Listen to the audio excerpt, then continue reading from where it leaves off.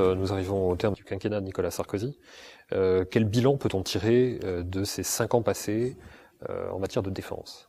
Une remise en ordre, une clarification, l'affirmation du rôle de la défense et la démonstration par la mise en œuvre de nos forces dans des conditions spectaculaires. Je pense à la Libye, je pense à Licorne, je pense à la solidarité exprimée par la France à l'égard de la coalition en Afghanistan, la démonstration que nous avions un outil à la hauteur de nos ambitions, d'un pays indépendant, solidaire de ses alliés et capable de construire des alliances pour intervenir au service de la paix. Monsieur le ministre, pourquoi la défense n'est-elle pas une charge, mais un atout pour la France? Alors ça, c'est une idée à laquelle je suis très attaché.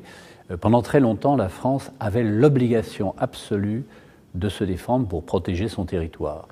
C'est vrai de toutes les générations d'avant la Seconde Guerre mondiale qui ont vécu, allez pour simplifier, du traité de Vienne jusqu'à la capitulation nazie du 8 mai 1945 dans la hantise de l'affrontement franco-allemand. Ensuite, nous avons eu le rideau de fer, la guerre froide, la menace du danger soviétique, la solidarité avec nos alliés dans le cadre de l'OTAN et la crainte de voir l'Europe être un théâtre d'opérations. Nous avons eu à gérer une décolonisation difficile dans le schéma même de la guerre froide, je pense en particulier à la guerre d'Indochine. Aujourd'hui, non seulement nous sommes en paix, nous sommes en paix avec nos voisins, ce qui est important, nous sommes en paix avec le monde, nous sommes en paix avec notre histoire et avec notre mémoire. Donc la France est profondément un pays pacifique. Et en même temps, c'est un pays qui a une culture militaire, qui a des moyens militaires et qui entend les mettre au service de 2 constructions collectives, l'Europe, les Nations Unies. L'Europe parce qu'aux alentours immédiats de notre continent, nous avons le devoir d'être attentifs à ce qui se passe et être capables d'intervenir le cas échéant. Les Nations Unies parce que la France est membre permanent du Conseil de sécurité. Il n'y a plus aujourd'hui de grands conflits qui menacent, mais il y a des désordres constants qui sont l'héritage de constructions étatiques incertaines. Et la France doit pouvoir participer à la construction d'une décision politique et, le cas échéant, mettre à la disposition de ce projet politique arrêté en commun des moyens d'intervenir. Monsieur le ministre, anticipant les problématiques budgétaires auxquelles le ministère de la Défense ne manquera pas d'être confronté, quelles pistes peuvent être aujourd'hui envisagées pour réduire les coûts sans nuire à la capacité opérationnelle de nos armées? Très honnêtement, il n'y en a pas beaucoup. Je pense que le contrat capacitaire qui a été fixé par le livre blanc, c'est le minimum dont nous avons besoin pour être un acteur respecté au regard de nos projets. Et en matière de défense, il faut être lucide.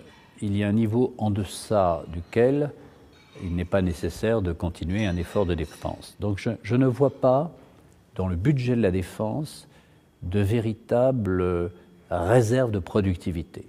On peut parfois étaler un programme d'équipement, on peut retarder l'arrivée d'une nouvelle génération, mais cela ne peut jouer qu'à la marge.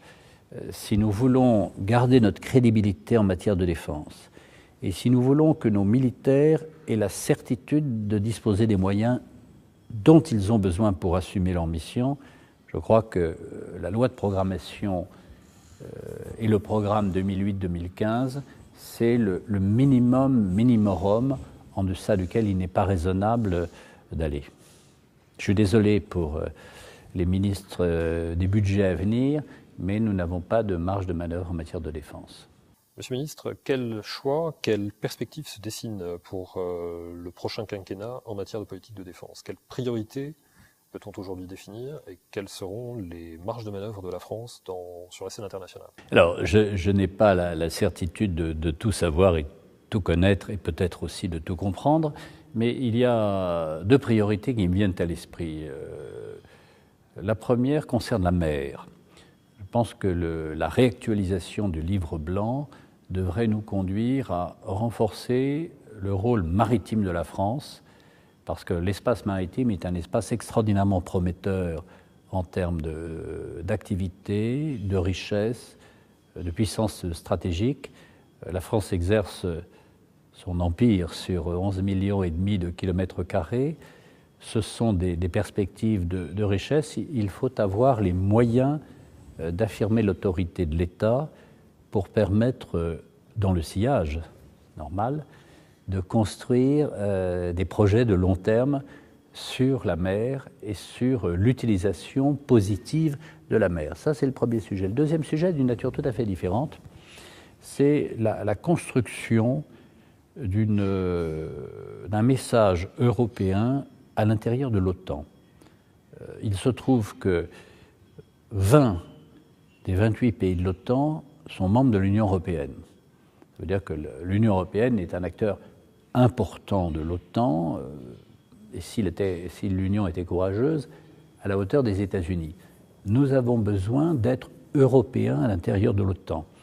Le retour de la France dans le commandement intégré nous a donné une vraie crédibilité, en particulier auprès des 19 membres de l'Union européenne qui sont membres de l'OTAN.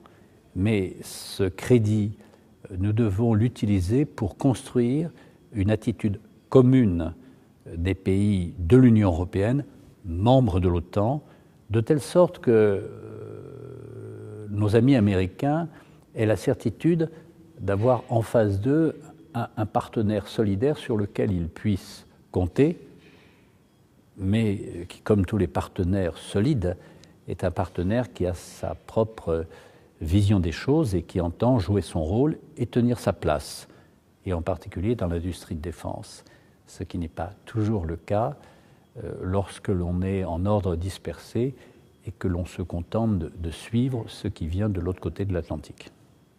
Merci, Monsieur le Ministre.